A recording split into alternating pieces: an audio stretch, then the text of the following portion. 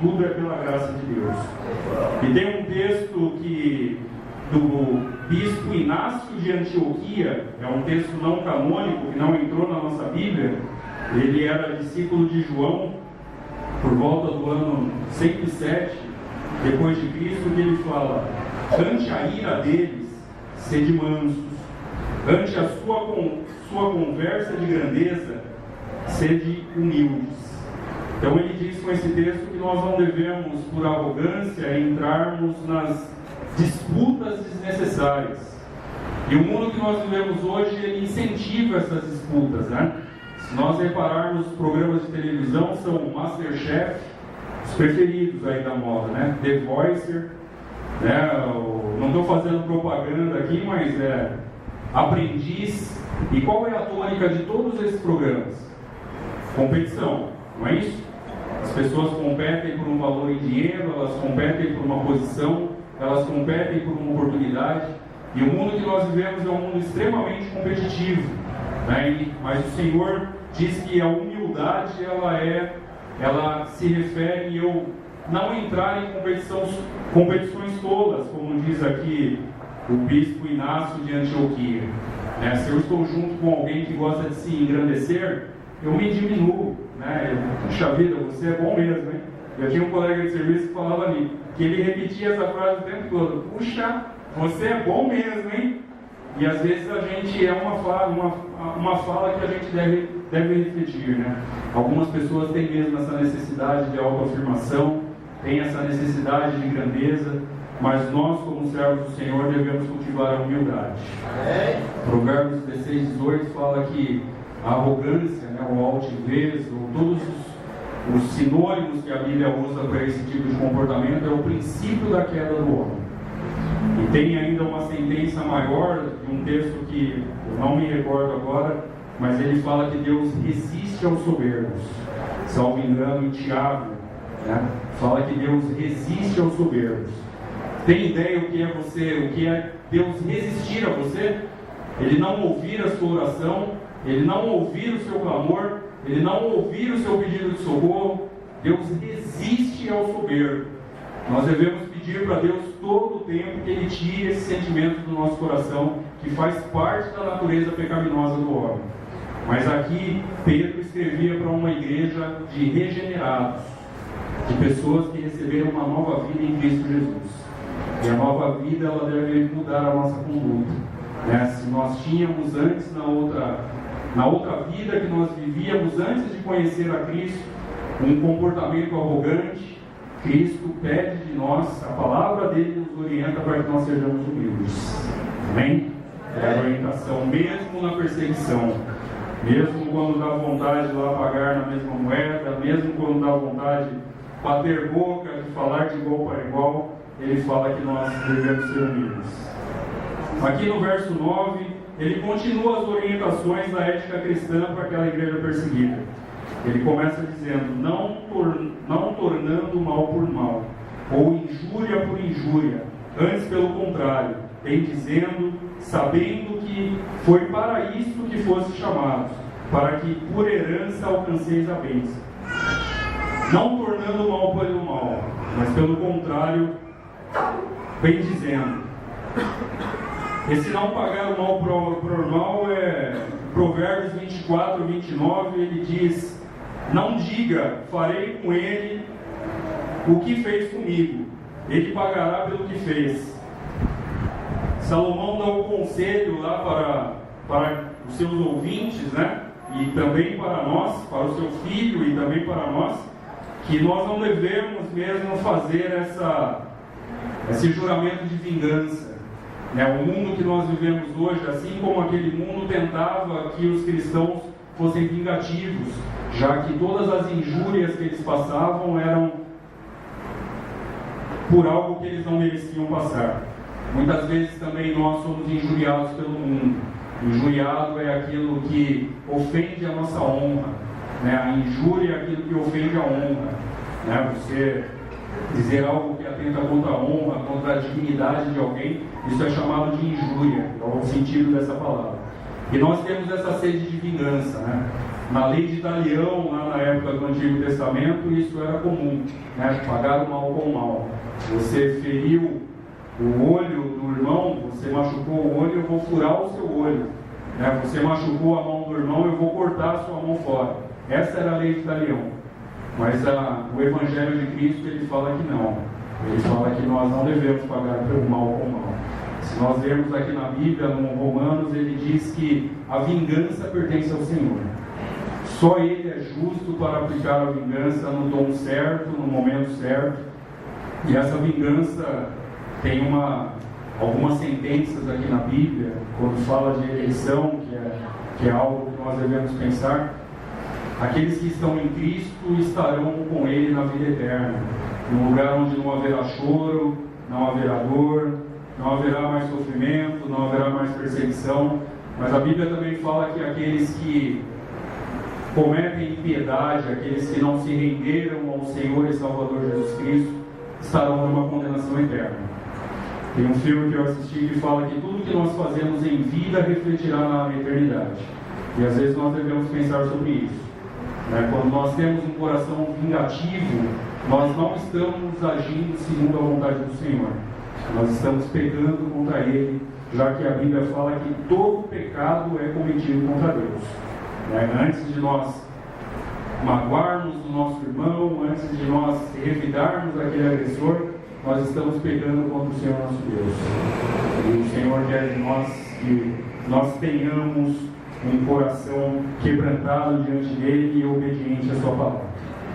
Os cristãos dispersos na Ásia Menor estavam sendo perseguidos e maltratados. Eram chamados de malfeitores, mas a palavra do Senhor em Mateus 5,44 fala: amai os vossos inimigos e orai pelos que vos perseguem. É isso que o Senhor quer de nós. E essa atitude aqui, ela é libertadora, viu? Ela tira um peso enorme em cima das costas. Quando você começa a orar por aquele que te persegue, você vai perceber que o comportamento dele em relação a você muda. Porque há a interferência do nosso Senhor e Salvador Jesus Cristo, que prometeu que jamais Ele nos deixaria sozinhos. Nós temos o Consolador, o Espírito Santo de Deus, do Senhor Jesus Cristo que advoga por nós, do Espírito Santo que nos anima, que nos orienta a fazer a vontade do Senhor. Nós devemos, então, não pagar o mal com o mal. Amém? Também o texto aqui diz que para isto foste chamados. O sofrimento, ele fazia parte do Senhor e a igreja, ela deveria enfrentá-lo. Bem dizer significa falar bem. O crente, ele deve livremente conceder perdão a quem o tem ofendido, e em vez de amaldiçoá-lo, ele deve bem dizer. O Senhor Jesus Cristo trouxe para nós uma redenção. A libertação da escravidão, ela foi paga pelo preço do sangue do nosso Senhor e Salvador Jesus Cristo. E essa redenção, ela nos trouxe, ela nos proporcionou aí uma nova vida, um novo nascimento, uma oportunidade. Ele nos resgatou da prisão do pecado. Antes nós andávamos presos em todos esses comportamentos aqui que Pedro fala na sua carta, mas o sangue de Jesus Cristo, ele trouxe o resgate, ele proporcionou esse resgate. Essa palavra aqui, redenção, é como se nós imaginássemos aqui um grupo de pessoas, ou um grupo de escravos andando presos com aqueles grilhões no pescoço. De repente alguém compra todos esses escravos, tira esses grilhões e eles passam a andar livremente. Foi isso que Cristo fez por nós. Nós andávamos presos nas amarras do pecado e Cristo nos resgatou e nos proporcionou a liberdade. E se existe alguém aqui nessa noite que ainda não teve a oportunidade de sentir essa liberdade que Cristo dá, hoje é uma noite de salvação. Não é por acaso que você veio aqui.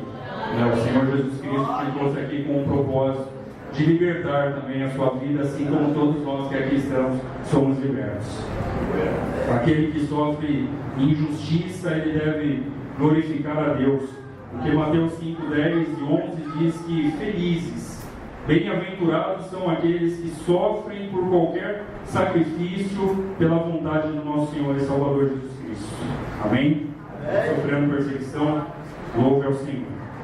A partir daqui do verso 10, ele fala, ele parece que muda de assunto, né? Porque quem quer amar a vida e quer ter dias bons, refreia a sua língua do mal e os seus lábios não falem engano. E aí o 11, ele novamente diz: aparta-te do mal e faça o bem, busque a paz e siga.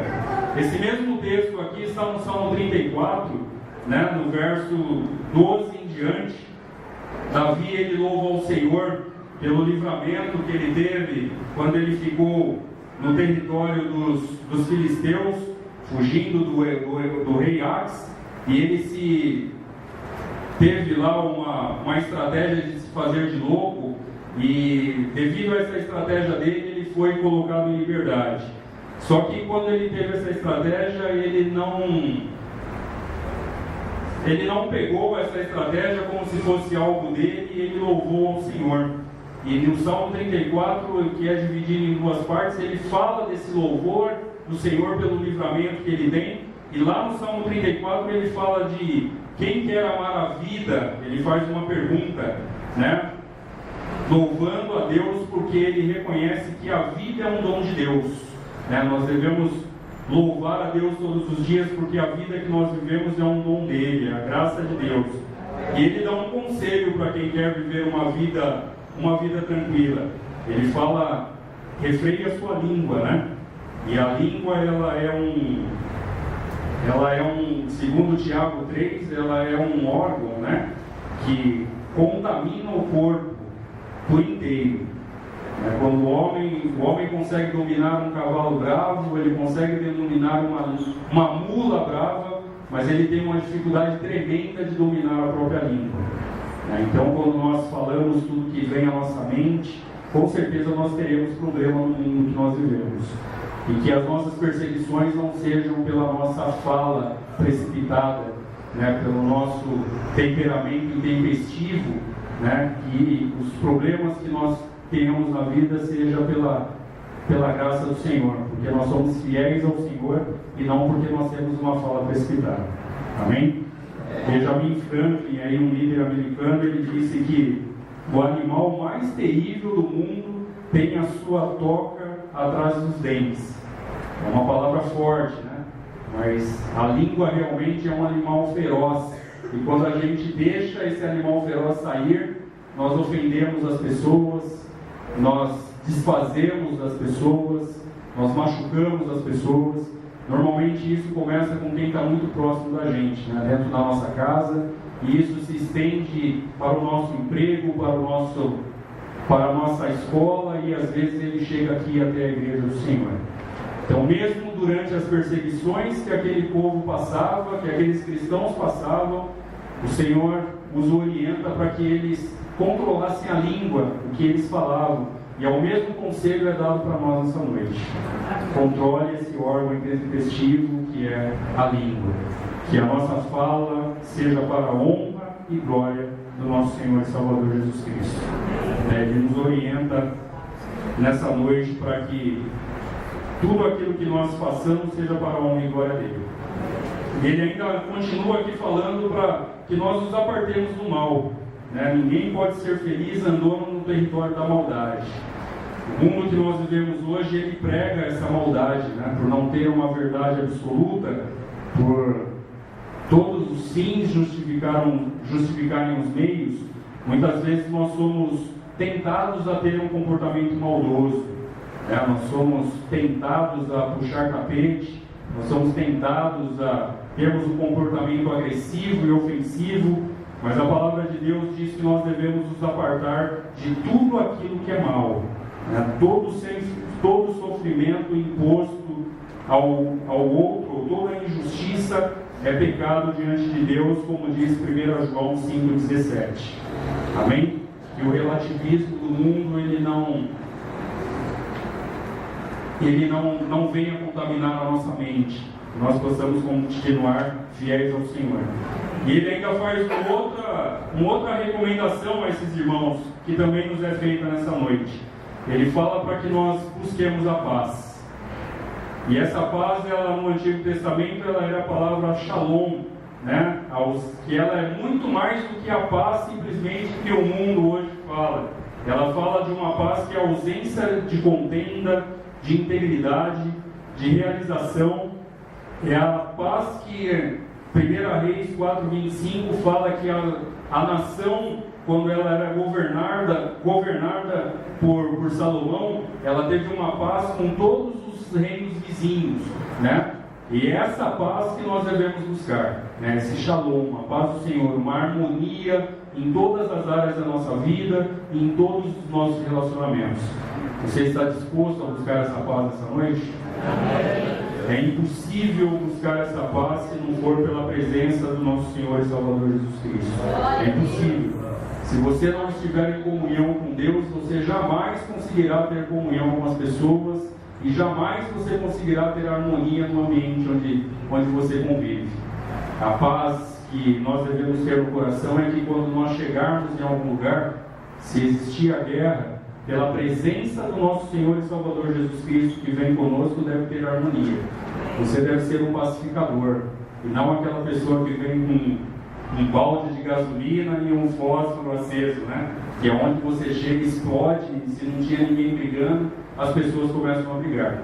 O objetivo do salvo em Jesus Cristo é ter uma nova vida. Se você não tem a paz, se nós não temos a paz, nós devemos buscar a comunhão com o Senhor e termos essa paz, essa harmonia que tira todo o peso, né? Que tira toda a dor, né? Que nos liberta de uma série de coisas, né? Que nós possamos buscar essa paz do nosso Senhor Jesus Cristo. Amém? A conclusão aqui é que ele recomenda para que os cristãos dispersos em meio a essa perseguição e todas as tentações que eles passavam, é que eles deveriam manter viva a sua esperança na volta do nosso Senhor e Salvador Jesus Cristo, né? Cristo, quando ele partiu ressurreto, ele prometeu que um dia voltaria, e a igreja do Senhor também deve ter viva essa esperança no coração. O Senhor Jesus vai voltar. Foi uma promessa que ele fez para nós. E todas as dificuldades que nós passamos, ou todo esse contexto que nós vivemos de perseguições veladas ou perseguições diretas ao Evangelho, como nós vemos no Oriente Médio, pessoas sendo queimadas, pessoas sendo afogadas, pessoas sendo decapitadas, pessoas sendo enforcadas, que tudo isso não tire o nosso ânimo e a nossa esperança de servir ao Senhor.